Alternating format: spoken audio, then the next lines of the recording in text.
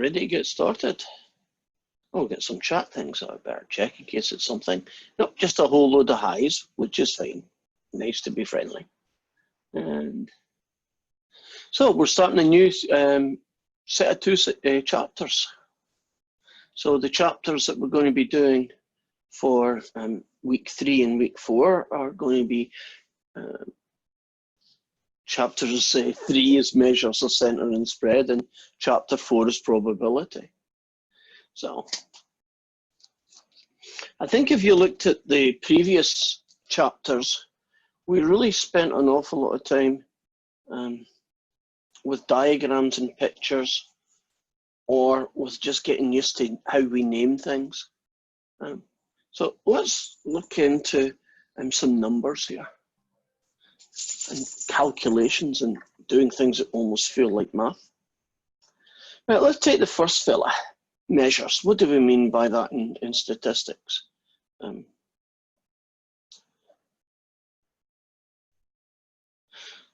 measure of center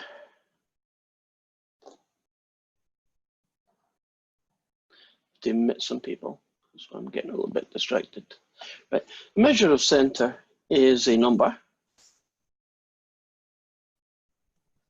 used to represent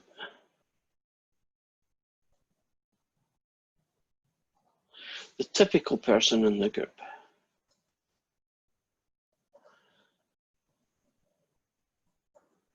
Well, I guess I should say in the population or sample, rather than say group. So a measure of center is a number, and you use it to represent what the typical person in a group, a population or sample would be. So we already, I'm sure, have heard some of these particular numbers, and I'll give you a little list of them because there's only 3. One of them is called the mean. Second one is called the mode. And the third one is called the median. Now, the one that we call mean, you probably call it average. But actually in statistics, we use the word average to mean any of these 3. So we talk about the average age of a person. We could mean that we're using the mean to describe that, or the mode, or the median, right? So the mean is, you know, the one where you add them all up and divide by how many there are, that guy. That's called the mean. The mode is the most popular answer.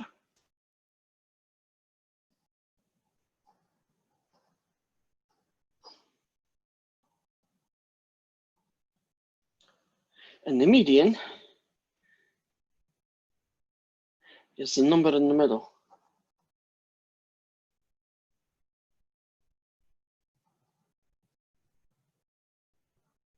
So I'm not really doing very precise definitions. I'm just trying to get you across the idea of what these 3 things are. So let's imagine that I have a sample. And this is a sample of 7 scores in a test. So let's suppose we're talking about a particular student, and what are they like? What's the typical kind of score they get in a test? Well, you've got some history here. You found out what their last 7 scores are, and I'll put them in order because that tends to make life easy. And let's suppose the tests are all out of 100. And this particular student got 50, 60, 60, 70, 82, 85, 1, 2, 3, 4, 5, 6, and 90. Now, superficially, what that tells me about this student is that they're not very consistent, are they?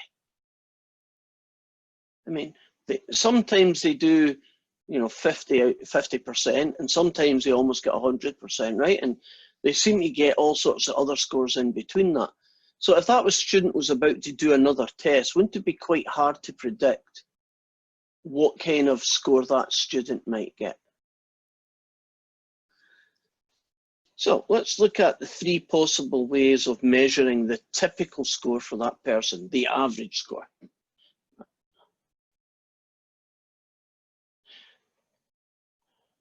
Well, let's look at the first one, the mean. If it's a sample, you'll see that symbol there being used. I know where you're coming from, so it's hard to know what you've seen before. Has anybody ever seen that funny little symbol, this fella here?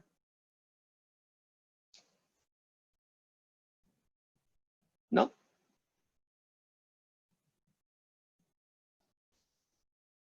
Well, you say it out loud as X bar. So the mean in X bar is what you get when you add up all these numbers. I'm not actually going to do every single one of them. And you divide by how many numbers there were. In this case, you're going to get 7. That's pretty much why we have calculators in the world. So here goes 50, add 60, add another 60, add a 70, add an 82, add an 85, and finally add a 90. And that's the total, 497. And you divide by 7, because that's how many different tests this particular person took. So divide that by 7, and you get 71, which is fine. When you look at this score, would you agree that 71 is kind of in the middle? It's kind of roughly what that student gets. I mean, he gets less than 70, sure, but he also gets more than 70, doesn't he?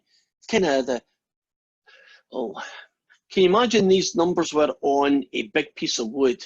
Isn't 71 where the middle of the piece of wood would be, so it to be balanced on both sides? Well, that's how you get what's called the mean. That's the first one on my list.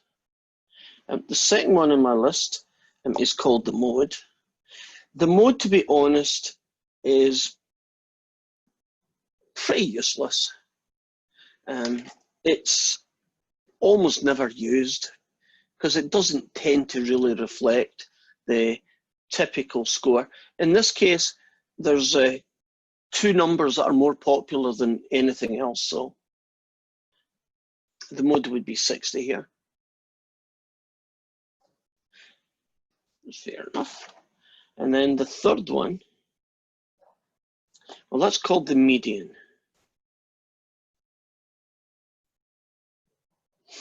And I'm going to rewrite the numbers again, just so I can show you how you calculate the median. Now, there are 7 numbers, obviously. The median is the middle number when you put them in order.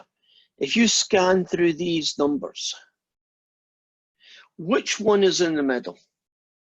What's 70? Agreed. Would you agree it's that one there? And that's called the median. And in this case, the median was 70. Would you agree in both these two situations, they're very similar numbers because they're pretty much telling you the same thing, aren't they? If I use the mean, the typical score the student got is somewhere around about 70. If I use the median to do it, it's about 70 as well, right? 171, 170, but that's quite minor differences, right? So there are 3 measures of centre. They tell you a typical score in the data set, right? That's kind of what their job is. So let's look at some of the properties of these 3 guys. I think I should move this there. Let's look at some of the properties of these 3 guys. first one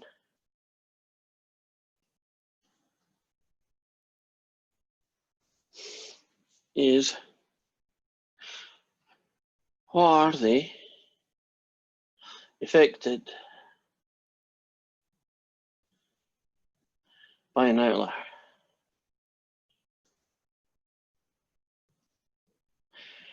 Now, an outlier is an extremely large,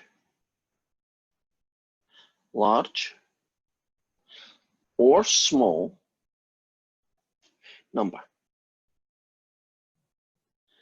So anything that's way out there, exceptionally big or exceptionally small, is called an outlier.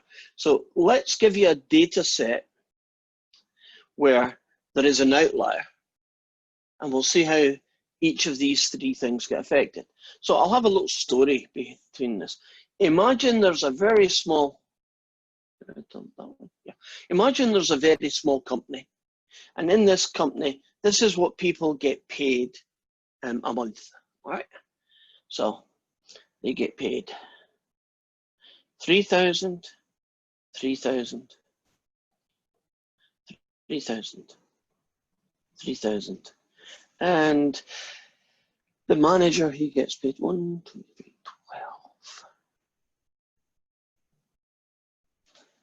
24,000. I'm exaggerating.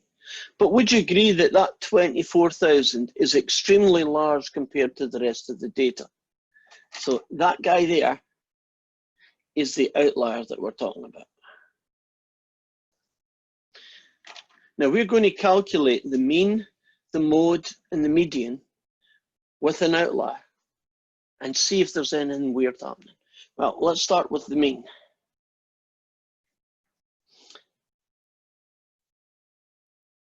If you add all these numbers up and you divide by 5, whoops, sorry, let's do that, you get 12.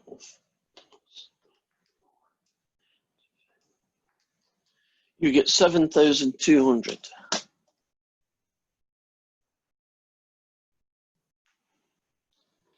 So according to the mean, the typical person in this company, on average, gets paid about $7,200 a month. Would you agree that is an unrealistic reflection of the data? And I look at this data, doesn't most people get 3,000, and that one there is a weird one. Now, the second measurement is the mode. In this case, isn't the mode 3,000, because there's 4 of them. And then the third measurement is the median. And let's see how the median works. Well, 1, 2, 3, 4, 5. Would you agree that the median is that guy there?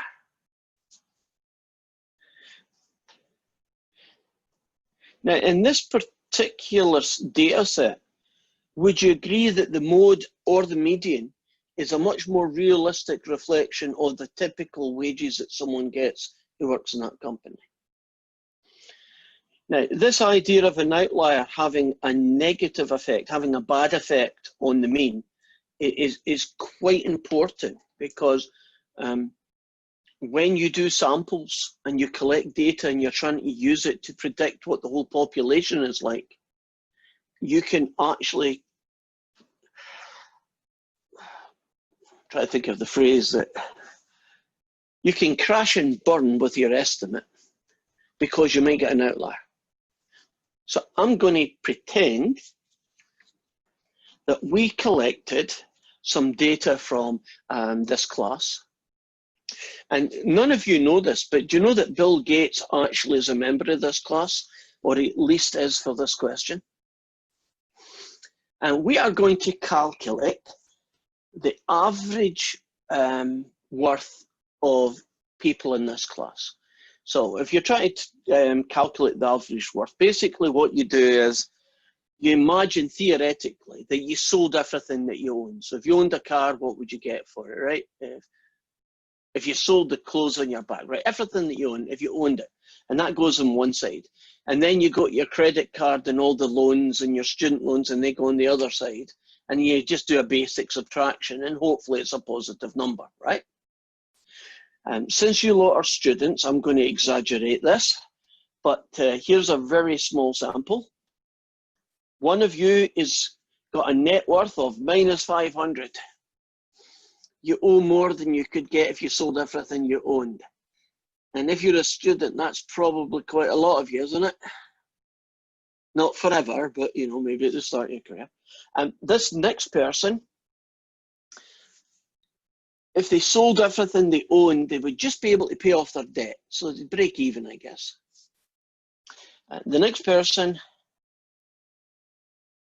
3,000. And the next person, 10,000.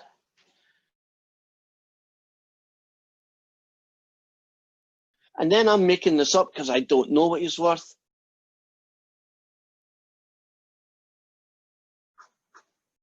Bill Gates. Now, I'm not going to do the calculation here because it's basically just an overkill of what's going on. But can you imagine that if we found what the mean of this would be? Wouldn't theoretically the average wealth of people in this class is that you're all millionaires? Wouldn't Bill Gates, when you add it and then divide by 5, wouldn't that be a billionaire? Maybe a millionaire at least, but certainly a billionaire is a good chance as well. These are affected by outliers.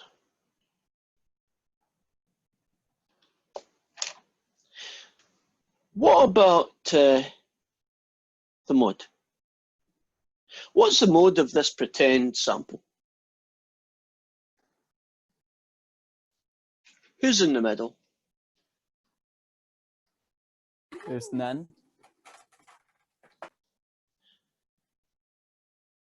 Isn't that the middle number? That's what I mean. You agree? Yes. Yeah, sorry, I thought. I was talking about the other one. Oh, sorry.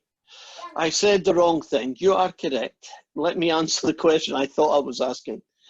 The median is 3,000. And let me answer your question. There is none. You're correct. There isn't a mode. Would you agree that there's none of those numbers are more popular than any of the other numbers? Median is 3,000. That's at least more realistic, isn't it, than, you know, the 2 billion or whatever we'd all be if we used Bill Gates. So you might say, well, how do you get round this problem?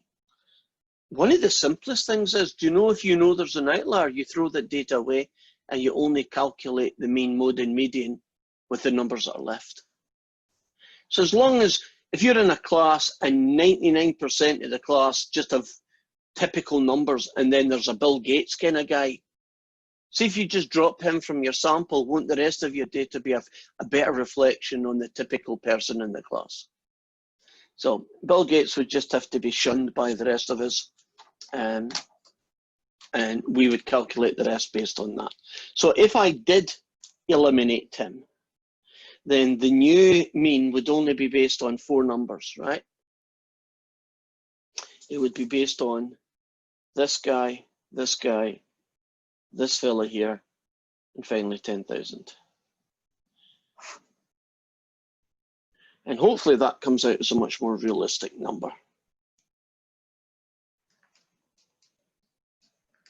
And it comes out roughly about 3,125. More typical, isn't it? Now, did you notice that the median didn't care that Bill Gates was there?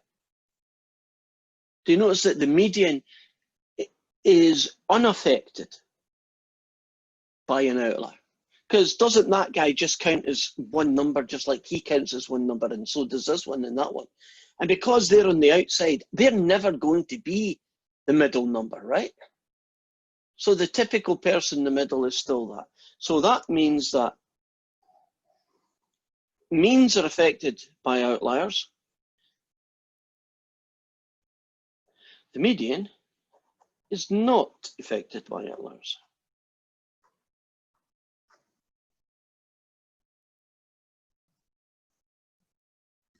Professor? Yes. Wouldn't the median be affected though if the value next to it wasn't 0? Well, this one? Yeah, because the median would change slightly, wouldn't it? Well, if we keep all 5 numbers here, right? Mm-hmm. And let's just change this number to 1,000. Uh-huh. Isn't the median still 3,000?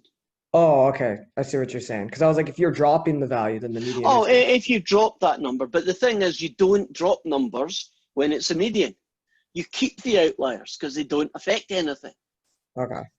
So while I was talking, that is untouched numbers. The median, you do not worry about outliers, essentially, right? You just use them like everybody else. And that's okay because the median doesn't get affected by an outlier.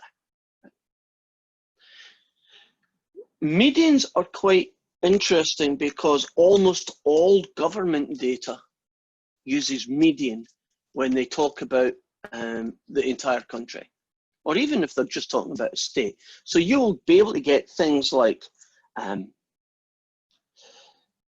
the median family size in America is 3 children, right?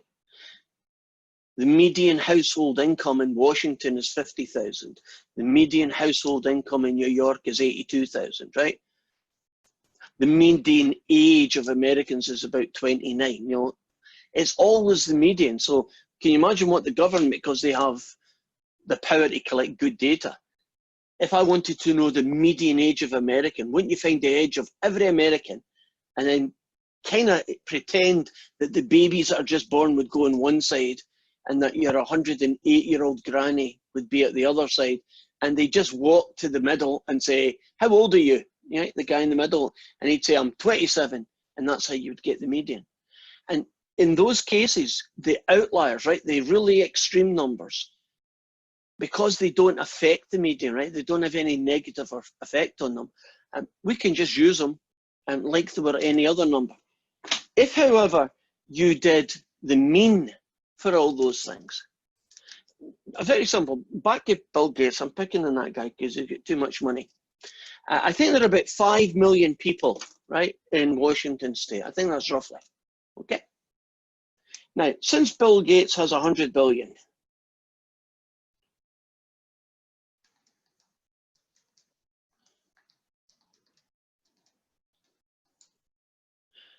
do you know that Bill Gates, if he had all his money and dished it out to every single one of you, you'd all get $20,000?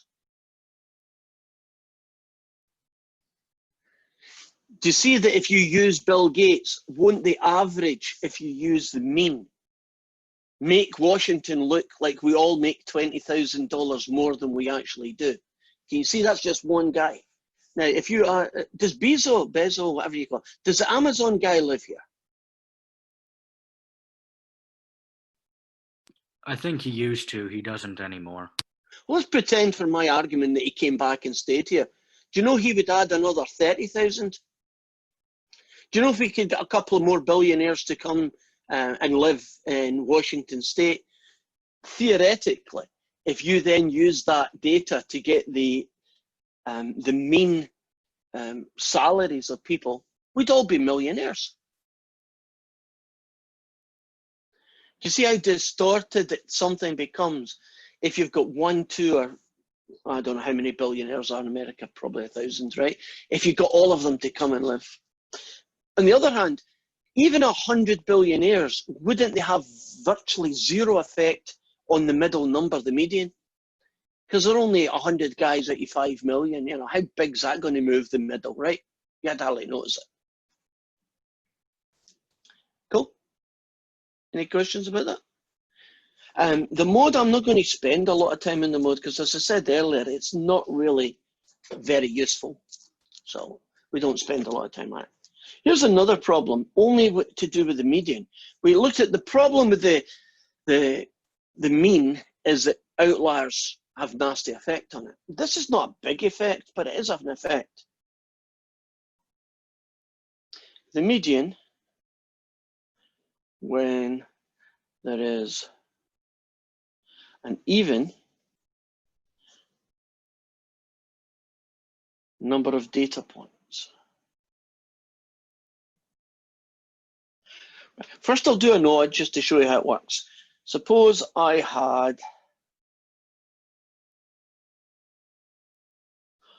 1, 2, 3, 4, 5, 6, 7, right?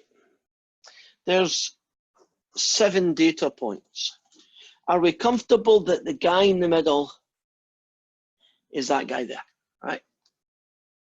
I mean, you could just count it, right? 1, 2, 3, both in the middle. That's your median. And when there is an odd number of data points, right? Like there's 9 numbers in your sample or 21 numbers in your sample, won't the median be one particular number right in the middle, right? There's no argument. But what happens when this is your data set?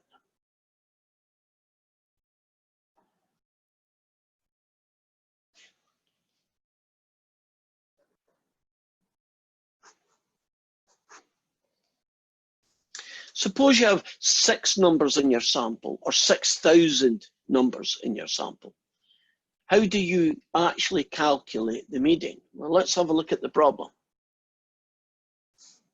Right. 1 number either side.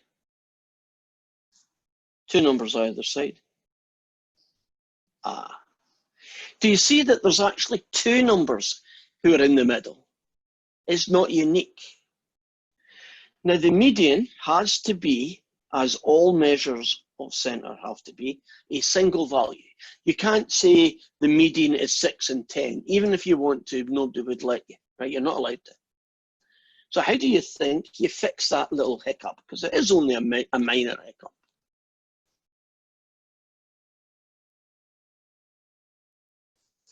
If you were making the rule up yourself, what would the single number be that you would use for the median? 8. I agree. Did you kind of look at 6 and 10 and say 8's between them? No, I added them and divided by 2. Which is the same thing as 6 and 10 and 8's in the middle. Her way of doing it is much better because sometimes these numbers might be a little bit awkward. You know, one could be 52 and the other's 59. Or, you know, one's 43.1 and the other's 52.7, right? Kind of awkward numbers.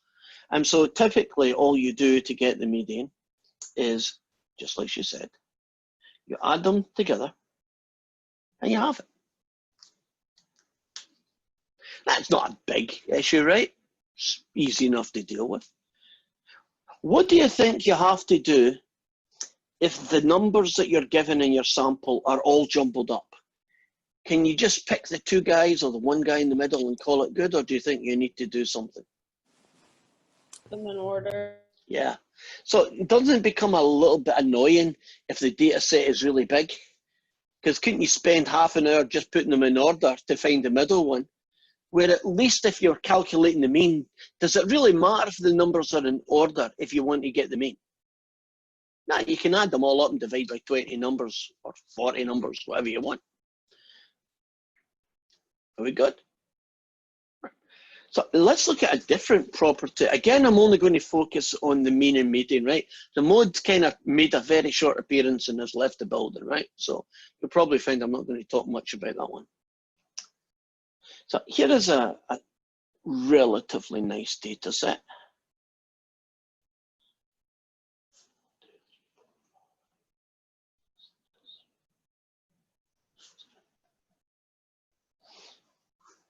So 7 numbers.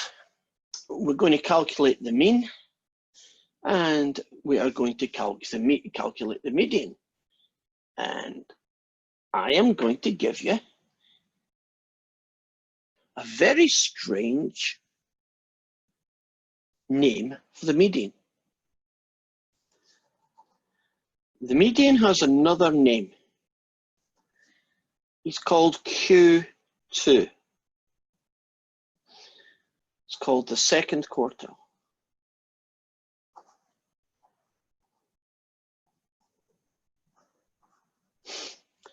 Most of the time, you'll call it the median. But just in case you see it somewhere else and you say, what's this Q2 that they're talking about? It's just another name for the median, right? It's nothing different. It's just another name for it, that's all. Now, let's find the median of this data, because that should be the easy one. Would you agree that the median is 5? I did that without any real work. Okay, time for, I should be able to do this in my head. Here it goes.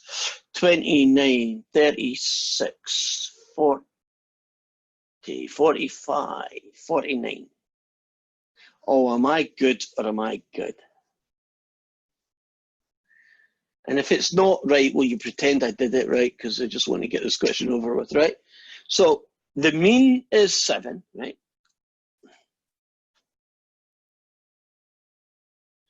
And the median is 5. I'm not saying one of these is a better version of the typical guy in the middle, because in a way aren't both pretty much equally good. Now, why can I say that? Would you agree that it's not really an outlier? Okay, that's a little bit in the big side, but to be an outlier, you want it to be like 80, you know, 120. You want it to be really noticeably big, not just kind of big. That doesn't really have any great effect. So now I'm going to do this. What happens to this guy and this guy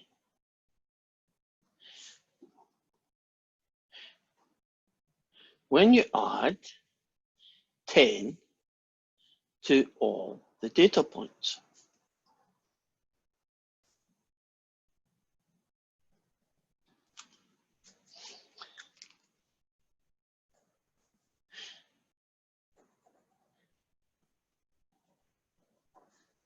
And I can tell you the answer to this without doing one calculation. Suppose you took all these numbers and you added 10 to them. So this would become 11, this would become 13, that would become 21, and that would become 28, right? You added 10 to every single number. Intuitively, what would you expect the new mean to become? 17. Right, 10 more, right? And wouldn't you expect the median to be 10 more? So what that tells us is that if you have a data set, whatever that set is, and all you do to it is add a fixed number like 10 or 20 or something, doesn't the mean just get 10 bigger and the median gets 10 bigger? If you added 20 to them all, the mean would be 20 bigger, and so on. In fact, I think there's a homework question where they get you to do it. Well, they get you to do it physically, right? You actually do it to the numbers and then you calculate them. But you'll find that that property is true. What happens to the mean and the median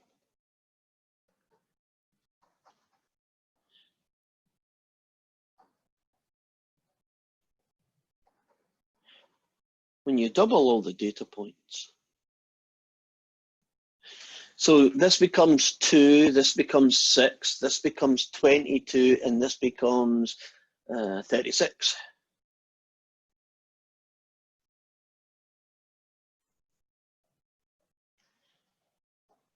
Now, if you weren't sure, couldn't you just go and change the numbers and then do it, you know, from scratch? Any guesses or any predictions? It used to be 7, but you doubled all the numbers.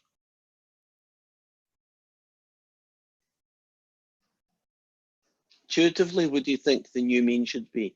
Used to be 7, what do you think it should be now? 14. Agreed. The median used to be 5, would you agree it would now be 10? Now, I can make the, oops, there we go. I can make these predictions based on the fact that when you calculate the typical person in the middle with one set of data, if you alter that data in a way that you do it to all the numbers, don't you alter the mean and median the same way that you altered those numbers? So couldn't I say, well, what would happen if you multiplied them all by 10? Well, wouldn't the median and mean become 70 and 50? What would it be if you halved all the numbers? Well, that would become 3.5, and that would become 2.5. What would it be if you took 5 away from all the numbers? So that would turn into a 2 and that would become 0. So a property of the mean and the median is that they get altered the same way in which the data points get altered.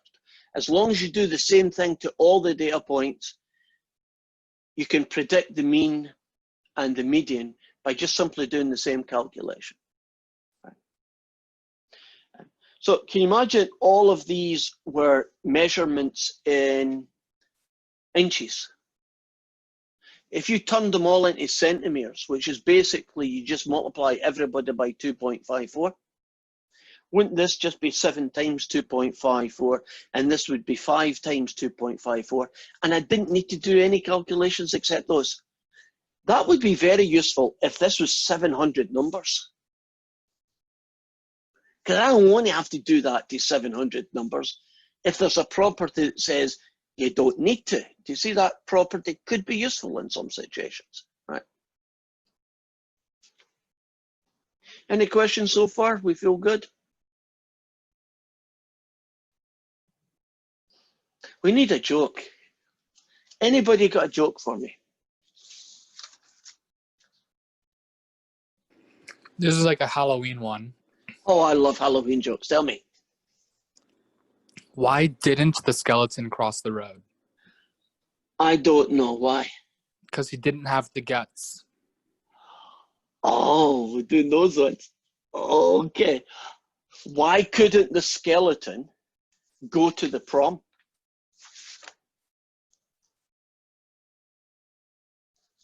Why? He had nobody to dance with.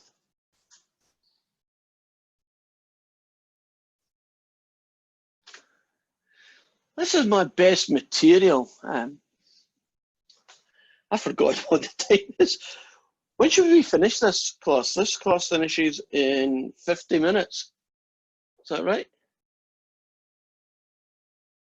Yeah. Yeah, that's right. It's going to be a long day if you don't start laughing at my jokes. I'm telling you that right now. I laugh at them. I'm just on mute when I do. Okay, I'll let that go. Anybody get some more jokes? Denise, are you talking and saying a joke? Because I can't hear it if you are. Yes, my little one is in here playing video games. Oh, but you don't have a joke for me. I do. Oh, go for it. I actually wrote it down the other day because it made me laugh and think of this class. Okay. Sorry.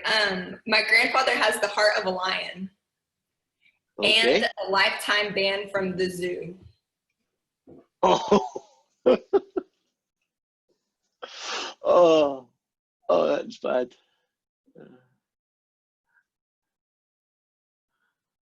I can't tell you any more jokes because there's none coming into my head, but some did come into my head because we're talking about Halloween. So I think Halloween this year's going to be remarkably different from the past. My wife absolutely loves all kind of things, Christmas and Halloween and Easter and everything. So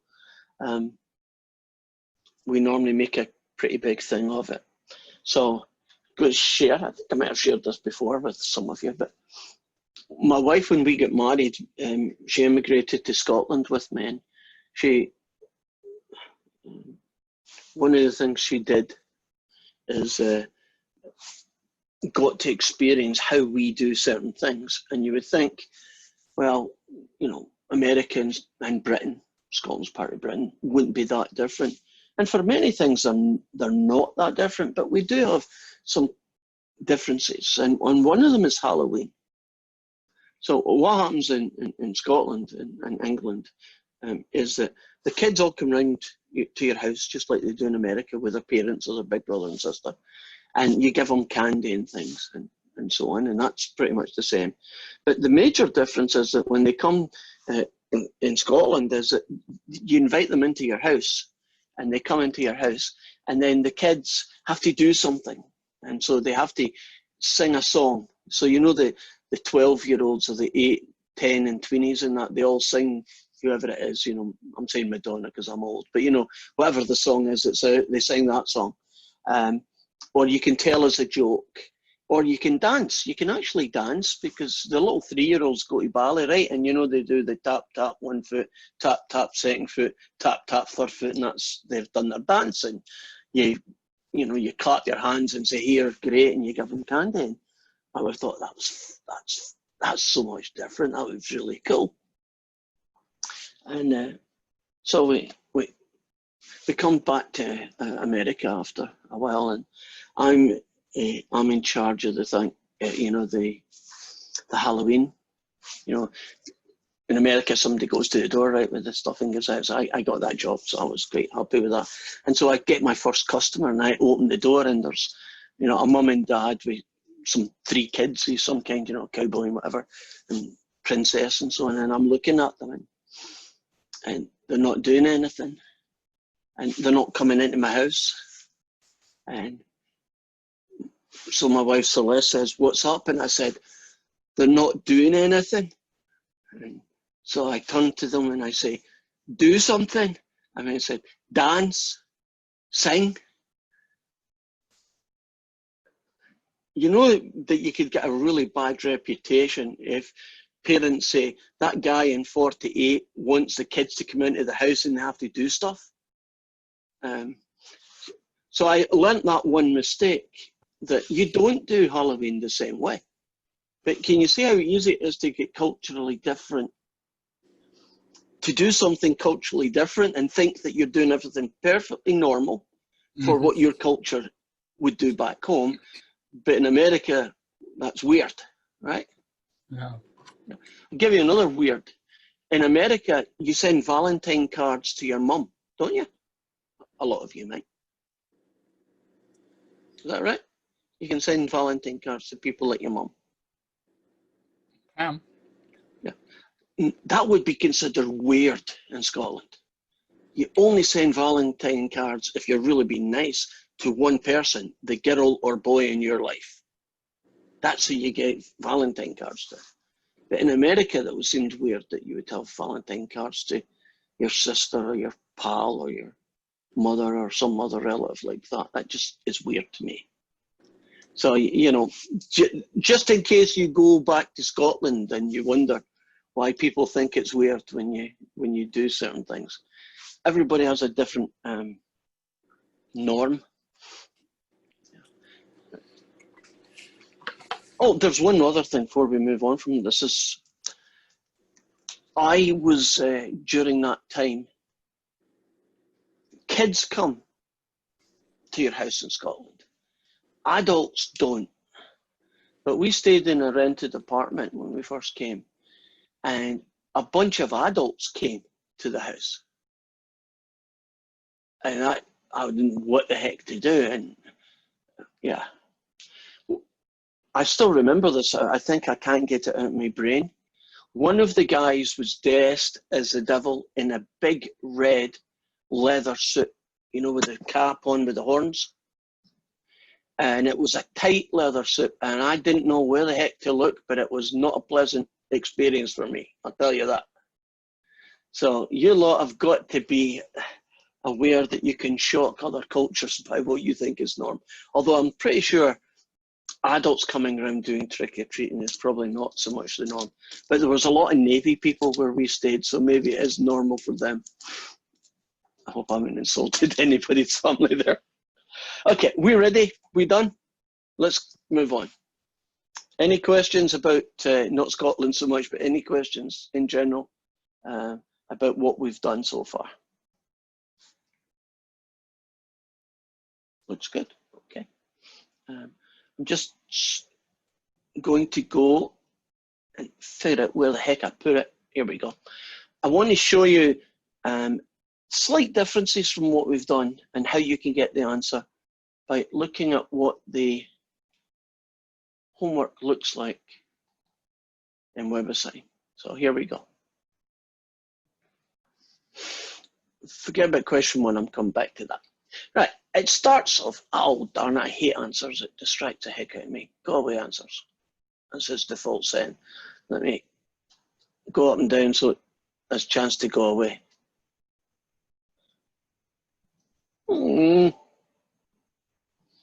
Go away, oh, there, Go away now. Ah, last. Okay. Right. I'll make this a little bit bigger because I do know that a lot of you. Yeah, you can't get much better than that, right? Can you see it clearly? Good. Okay, now this question is exactly what you'd expect it to be, isn't it? Basically, calculate the mean, mode, and median. So you just type in the number. So you probably grab your calculator for the mean.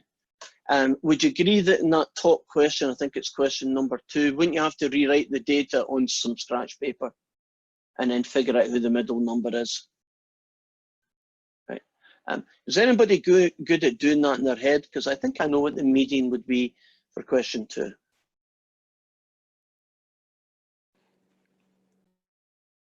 If you put them in order and pick the middle number out of that 5, which number would it be? 7. Yeah, 7, right? Same kind of question, same data set, right? Now here's a new piece that we can do while we're here.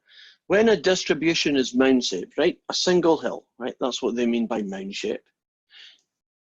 What is the general relationship in the mean, the median, and the mode?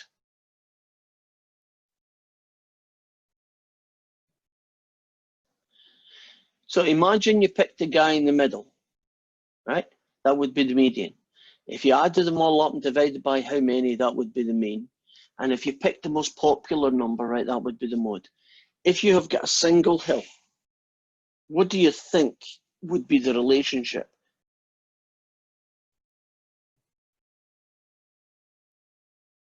Would it make sense that all 3 of them would probably be about the same? That the mean Yeah. would be the same number? Yeah, probably the pretty mean. close. And the one for that would be that one. Right, well, let me go back on that question.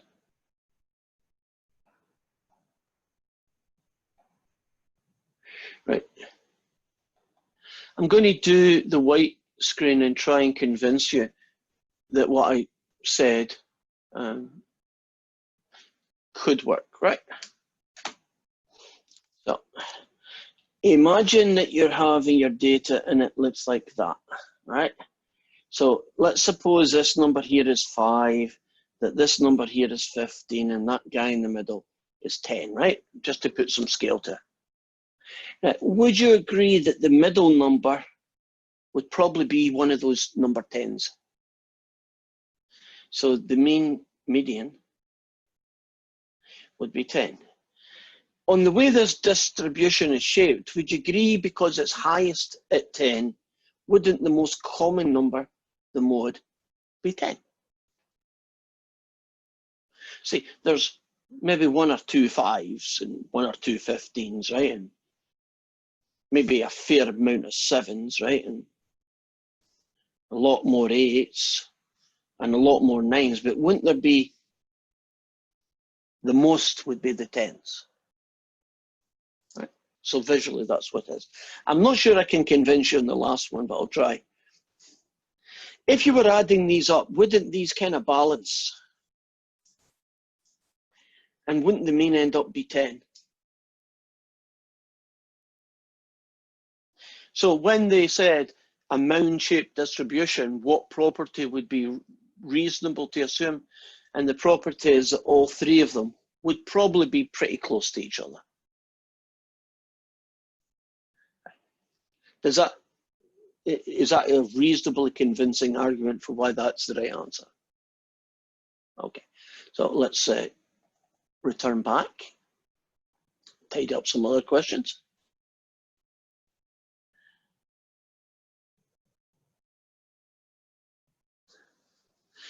So consider the following numbers, 2, 3, 4, 5, and 5. Compute the mode, the median, and the mean. Well, I'm actually going to do that because it's pretty easy to do. 5. If I put them in order, well, I don't need to, they're in order 4. And if I got the mean, it's 10, 17, 19. Yikes, that's not a very nice number. 19 divided by 5 is about 3.8. let me double check that adding 10. Yeah, okay. So got the answer to that. That's pretty good. If the numbers up here, these numbers here, if they represented the colors of t-shirts ordered from a catalog. So if you got a red t-shirt, the code would be 5. If you got a blue t-shirt, you'd say I want a 2. If you want a yellow t-shirt, you'd want a 3. So these numbers just represent the code, quite an arbitrary code for what color a t-shirt is. Now, if that was the case, which ones of these would make sense? Well, let's see. The most popular color, that would make sense, wouldn't it? More people wanted whatever color 5 represented. Would it make sense to talk about the middle color that people picked or the mean color that people picked? Well, since these codes are arbitrary, who's to say that blue is at the end and yellow is at the start? Can there be any order that you want? So those two don't really make sense.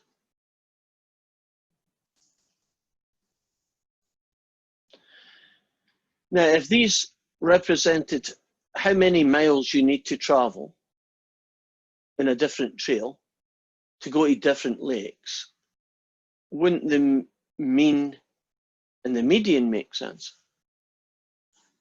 And could you use the mode? Could that also be sensible in this case? Yeah. I won't answer all of them. Right, here's a new guy in town I want to show you. See how there's only 4 numbers here? We could calculate the mean, mode, and median, agreed? And you could do it by hand, and that's probably how I would do it, but I'm going to show you this use salt. If you add 5 to each of them, haven't we done this today?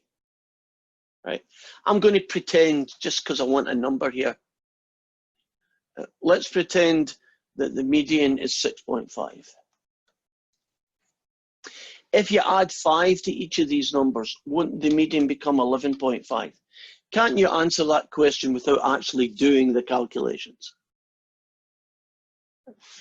Now, there are only 5 numbers, so it wouldn't be that you couldn't do it by hand. In fact, I think they want you to do it by hand just so that you can be convinced that the property we talked about actually works, right? But, you know, if you are already convinced about that, you could probably save some time. Now, the guy I'm going to hit, has anybody used the salt thing yet? No. Well, watch what happens. I'm going to hit use, and that's not good. I found the dot plot on salt is usually pretty weird. It could be, yeah. Right, I don't know. Can you see Cengage Learning Salt Statistical Analysis and Learning Tool? Okay, great. Now, we're going to use our existing data set. And there's tons of things you could do, but we're only going to use this one, descriptive statistics. And do you see that the mean is 6.5? That the median is 5? And I don't know if it mentions the mode, did it? I don't think I had a mode. But you see, you can get the answers here. That would be, to me, that'd be really useful if the data set had 50 numbers in it. Can you imagine how much work it would be to do that by hand, where you could just click on this and you've got the thing. So do you see 5 data points? There's a guy here you don't need to worry about yet. Oh, there's an interest. Remember the median is 5 in this case, this data set. Didn't I also say it was called Q2 sometimes? Can you see why it might be called Q2 when you see the things next to it? There's a thing called Q1, which you will eventually get to find out what that is. There's a guy called Q2, the median. There's another guy called Q3. So the Q2 is not a weird name. It just kind of makes sense. So what that is telling me, I hope, did I just kill that? Oh, good, I didn't. All right. So that's what you could do, and I'll leave that to do it. There's another question just like the one we just skipped by.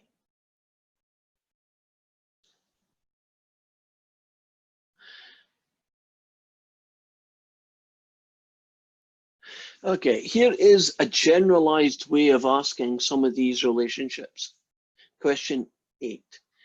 Consider a data set with 15 distinct data points, and the mean is A and the median is B. So they don't even give you a number. They're just saying it's A for the mean and the median is B. If the highest number was increased, so imagine the 15 numbers and you went to the biggest, and it used to be 100, but now you're going to make it 1,000,000, right? Let's be over the top, change it, right? If it increased, which of these would be affected, and let's see what would happen. The mean would remain the same while the median would increase. Both of them would increase. Both of them would remain the same, or the mean would increase, but the median would remain the same. So imagine you had 15 numbers and then you just changed the guy at the end and you made him a lot bigger. What would be the effect in that situation? One and only one of those 4 things is true. The last one. Yeah. If you change a number and you make it bigger, won't the mean get a bit bigger because of that? Yeah. But what about the median? Well, isn't the middle number still the middle number, regardless of how big the last number is, or how big or small this first number is? As long as they're in order, doesn't the median not care? If the highest number were decreased in value to a value still larger than B, what would be effect? Nah, I don't want to use them up. They're good questions. Okay, going to use SALT here. Here's much messier data set. Boom.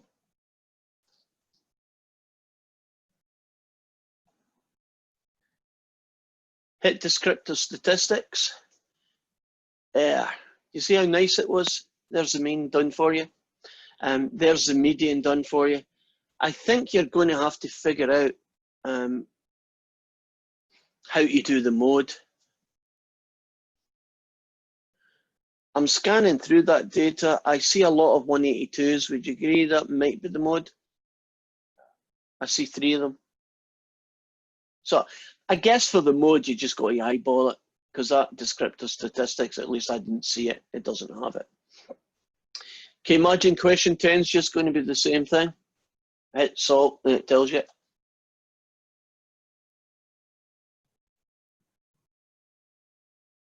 No, I'll let you do that one. That's a good question. Okay, let's do this one. How expensive is it in Maui? I've been told really expensive to live in Hawaii. I've never been there. I want to go there on holiday one day. Has anybody experienced Hawaii? You want to share it? I've lived there for 10 years. Okay, back me up here. Is Hawaii more expensive than here? Yes, definitely. Yeah, so the word definitely means it's not like 10 cents dearer. It's like, wow, dearer for a lot of things. Yep. So if you want to put a percentage on it, would something like a pint of milk cost twice as much money, or is that too much? You could, if you want to buy a gallon of milk, it's like $8.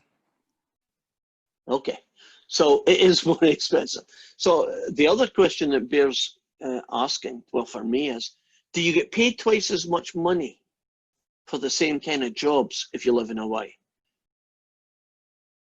I was never employed over there. Kind of grew up there, so I don't know. Because if you didn't get paid twice as much money, then that wouldn't be such a nice thing. Because typically what happens, you know, if you, I'll give you one of the Tommy. Do you know if you live in New York and you were a waitress in New York, wouldn't you get more money as a waitress in New York than if you were a waitress in Bremerton? But that just kind of common sense would tell you that that would be it, right? Because everything costs a lot more money over there, and so the wages go up. That would be my guesstimate anyway. Right, anyway, here goes. Here is some examples. The following cost in dollars per day for a random sample of condominiums. Okay, use SALT. descriptive statistics. It's $135.10 a day. So I guess that's for bottles of milk and hamburgers and just living, right? You multiply that by 7 days. Let's do that.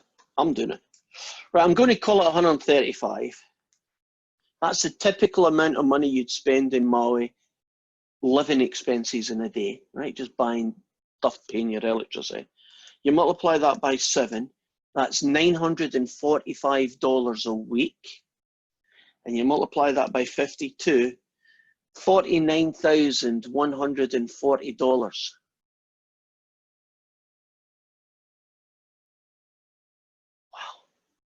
That's a lot of money. But it is a beautiful place, so I guess you get what you pay for.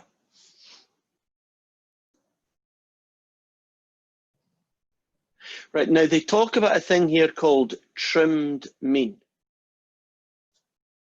You see that word? Trimmed mean. What does that mean? It says that you go back to the data and you take off typically 1 or 2 numbers from the big end, and to balance it, 1 or 2 numbers from the small end. So what you would do in this case here is you'd probably take that 500 away, and then you take that 350 away.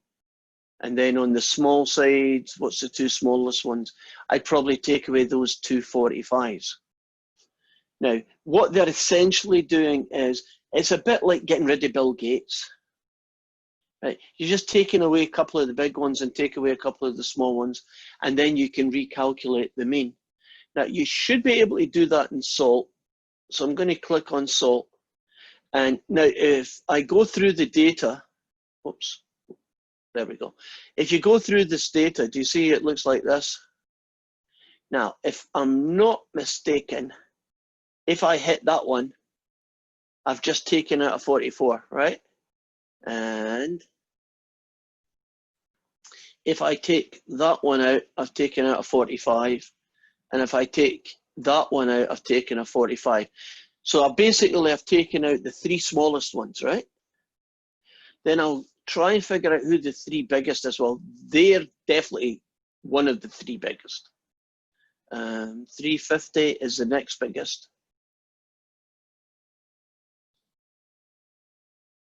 Is it? 350, check. Gone. And one more. I think there's a 370 in there too. Is there? Well done. Almost took out the wrong one. Now, do you see what I've done there is I've trimmed the data, right? I've, you know, like cutting the fat off kind of thing. I guess that's maybe where the name comes from. So when I go back to the top and I do descriptive statistics, do you see that the mean has now reduced to about $96? Now, in many respects, that's probably a more realistic number to represent the typical daily cost of living in Maui. Because I saw one of those numbers was 500. Now, I don't know how much money that person's making, but if you're spending $500 a day, you're probably in the penthouse suite overlooking the best beach kind of place, right? And that's not the typical lifestyle of lots of other people, right? So it makes sense that you should remove data that doesn't reflect the typical data set that you're trying to do. I think I've killed too many things off here. Are we cool with the trimmed one? How you would approach that? So do you just remove all of the outliers? Well, it's hard to tell who's an outlier. So if you look at the instructions, so you have to go, and part of this process is you to learn yourself, but you'll go and look at the textbook and it'll tell you about how you do trim data. Normally trim data is you take away the top 5 or 10% on both sides. And, you know, so if you've got 20 numbers, right? 5% of 20 numbers is just one number, right? So you take one number off the big and one number off the small, and that's your trim data. If you have 50 numbers, then you're going to take, well, that wouldn't work. If you had 60 numbers, you take 3 off the top and 3 off the bottom. Yeah, it's a bit like taking care of the outliers. All you need to do is find out from their description how much trimming is required? Is it one number? I was pretty rough, wasn't I? I took out 3 in both sides. Do you know if I only took out the biggest one from both sides, which might be more realistic, the mean would change yet again because of that. We have got 2 questions to answer. This is question 10. And it's what is called, well, let's read the question, then I'll tell you what it's called. At a given hospital, nurses are given a performance evaluation to determine their eligibility for merit pay rises. Okay. The supervisor rates the nurses on a scale of 1 to 10, 10 being the best, for several activities, and promptness, record keeping, appearance, and bedside manner. Then the average is obtained by giving a weight, and the weight is 1 for promptness, 3 for record keeping. This is, by the way, it's called a weighted average, in case you're wondering the name of it. What's the next score? 4 for appearance. And the last one is 2 for bedside manner.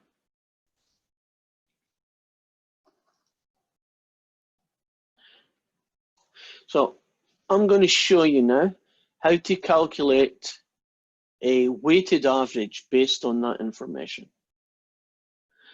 So what you got to think of here is that they're trying to find a way where you can combine some data points, but you put more emphasis or weight on some things than others. Now, to me, this is a bad choice. I would have had one here that says patients that lived or something. Okay, according to what they're saying, just looking good, I guess that means neat and tidy and clean, is given a weighting of 4. That's a really high weighting, right? A lot of influence to the final answer is going to be based on appearance. Record keeping, that could make sense, right? You want to make sure that when you treat someone, if you give them the medication, if you measure their temperature, right, you wrote that down accurately. I would think that is much more important. And promptness, I guess that's important. Bedside manner, yeah, that's a big job. And you know, do you really want to be treated by a nurse who looks like she doesn't like being there and you're an inconvenience to her life? Right. While we're at this, because you know I drift, I was in hospital getting my operation, getting my tumor removed, and I ended up in intensive care after that because it was pretty major. And I was lying in bed, and what they do is that for my particular thing, they came in roughly every 2 hours and had to take a blood sample. And various nurses would come in, and there was one I called Dracula. She was one miserable looking soul. I mean, you know, she came in and she looked like she had the woes of the world upon her shoulder. And, you know, oh God, she wanted to tell me the bad things that were happening in her life. Now, I'm lying in intensive care, feeling kind of sorry for myself. The last thing I want to know about is how boring and how bad her life was. So I called her Dracula, and I used to say to I liked the nurses who looked after me most of the day, but the ones that came in to take my blood, I used to say, is Dracula coming this time? And she knew who I was talking about. So she was not a happy soul. You shouldn't do a job if you're like that. Okay, so we are going to give a pretend nurse. So it's Dracula who's getting graded here, right? So promptness. She was, yeah, if she had to turn up at 8, she turned up at 8. Give her that. She was very prompt. Record keeping. I'm assuming that she did that job really well because she complained a lot about doing it. Appearance. I'm only going to give her a 5 because she had that kind of disheveled look about her where she really didn't look after herself. And her bedside manner, I'm giving her a 1 because, you know, she didn't hit me. So that's something, right? Now, what kind of scale does this person get when you do a weighted average? Well, you take the weightings, I'll change the colour, and you go 1 times 10, 3 times 10, 4 times 10, and 2 times 10. So this comes to 10, this contributes 30, this contributes 20, and this contributes 2, and you add them all up, and you get 40, 50, 62, right? Now, normally you would say 4 things, divide by 4. But you know, if you did that, she would get a grade of 15. Now, how can you get an average grade of 15 when the scale's 1 to 10? Do you see? That doesn't work. So what you do add up is you add up the weightings. So 1 add 3 add 4 add 2, so that's 6, 7, 8, 9, 10. And she is going to get a grade of 6.2. Now, doesn't that more reflect my experience of her? Right. Great. So we are now going to, just so we can do that one more time, we are going to choose a different kind of nurse. Right, so we can't have a perfect nurse because I know the score is going to be 10. So this nurse is going to have only one problem. She never turns up on time, right? So I'm going to give her, on the promptness, I'm going to give her a 2, right? That's promptness. Okay. What about record keeping? Shall we give her, say, a 9?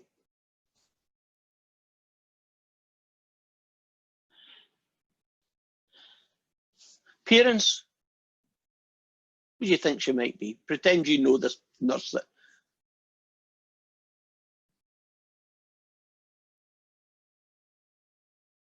I can't keep making up numbers. Come on, chuck a number in here.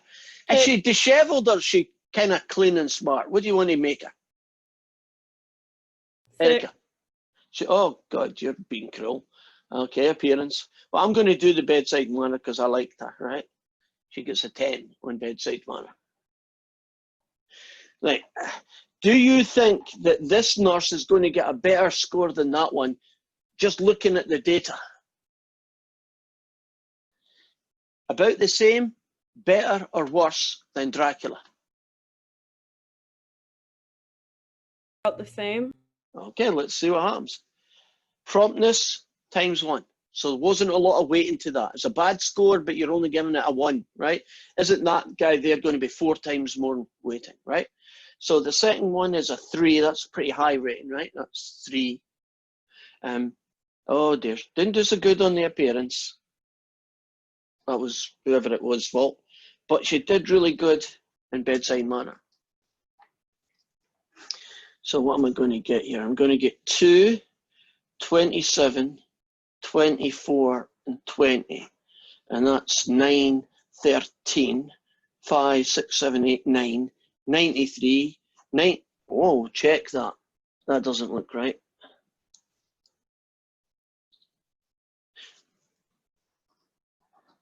$73 divided by the weighting, which doesn't change, and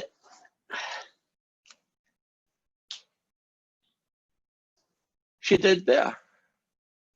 Now, can you see that you could permutate using these 4, all sorts of different kinds of nursing, right? And each one would get their own score. And in a way then, if you did this consistently and accurately, couldn't you do it to all your nurses and have a kind of hierarchy? And the one at the top gets, you know, the increase in promotion, salary, whatever the reason they're doing this for. Do you think that's a fair way of grading someone in a job like nursing? Do you think the weighting is fair? Would you have given less to appearance and more to promptness? That's a personal opinion. I don't think there's any right or wrong answer.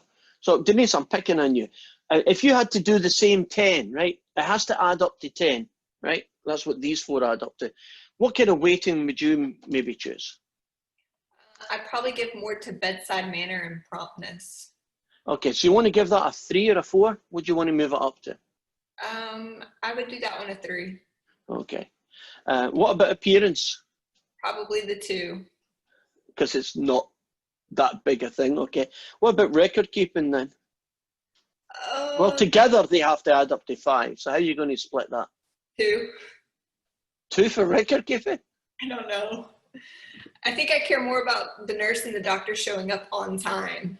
Okay, right. So 3-2 gets it.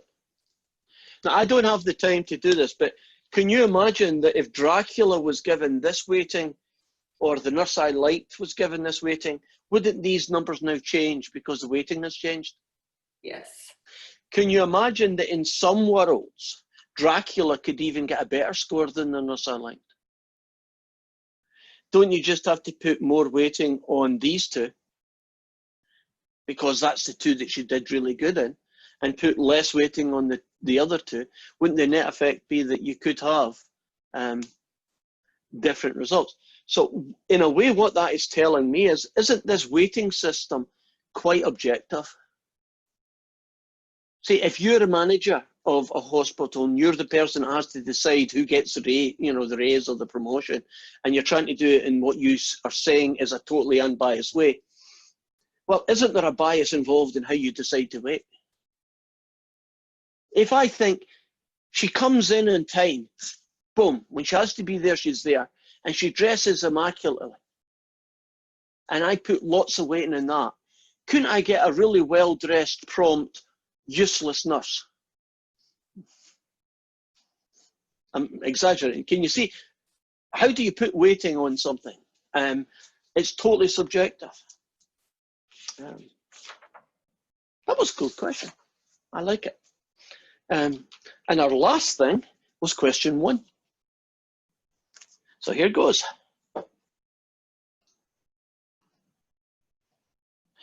There are 2 main sources of data.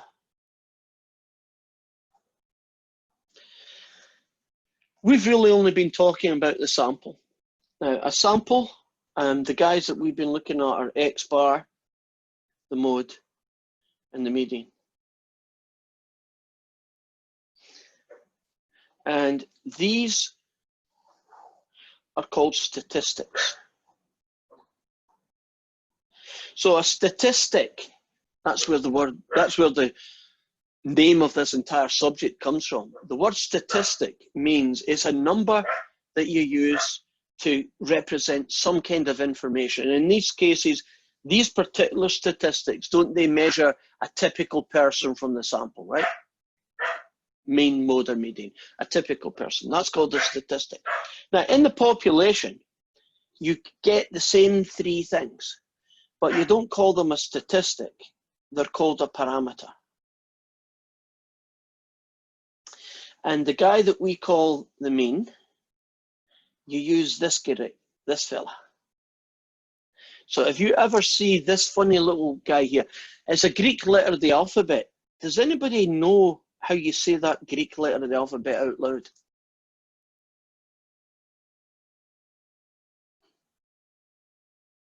It's like a cow sound. It's mu. So think of mu, right? Mu. So the Greek letter mu is the mean. They don't actually have, at least none that I know of, for the mode or the median. But a population has a mode, right? And a population has a median, right? So imagine we were doing ages. And the population was the United States of America, right? Then the mean, mu, could be 27, right? The most popular age, I have no idea what that might be, but let's just say it's 19. Like, there's more 19-year-olds in America than any other age, right? There's more 19-year-olds than there are 35s. There's more 19-year-olds than there is 22. I have no idea what the number is, but can we pretend it's 19, right?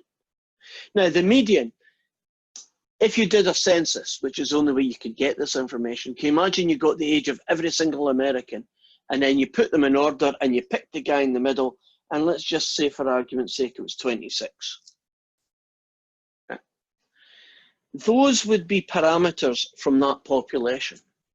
Now, if you had money, you could ask everybody and get it. But what you typically do is you pick a little sample of 100 people, 100 Americans, because you can't afford to ask everybody, but you can afford to ask a small group of people called the sample. Now, the sample mean, do you think if I randomly picked 100 Americans and got their average age, do you think I should get the population number 27 every single time I do it? Would that seem realistic? No. Don't sometimes you'll get a sample and it's 30, and sometimes you'll get a sample and the mean's 28, and so on and so forth. So let's just say, for argument's sake, that I did it and it was 25. And this time when I found out who the most popular one is, they were 21 years old. And when I did the median of this group, it was 23. The reason we try and pick samples is that we're hoping that if we pick a big enough sample size, shouldn't this be darn close to that? Shouldn't the statistic be a good estimate of the parameter that you're trying to find? So if I asked 2,000 people, wouldn't there be a much better chance that these numbers would be really close to these ones? And if I did a sample of 200,000, God, that would be Bill Gates that you do that one, right? But if I did a 200,000 Americans, wouldn't you expect these virtually to be the same number, give or take a little wiggle room? And that's basically the foundation behind what are called polls.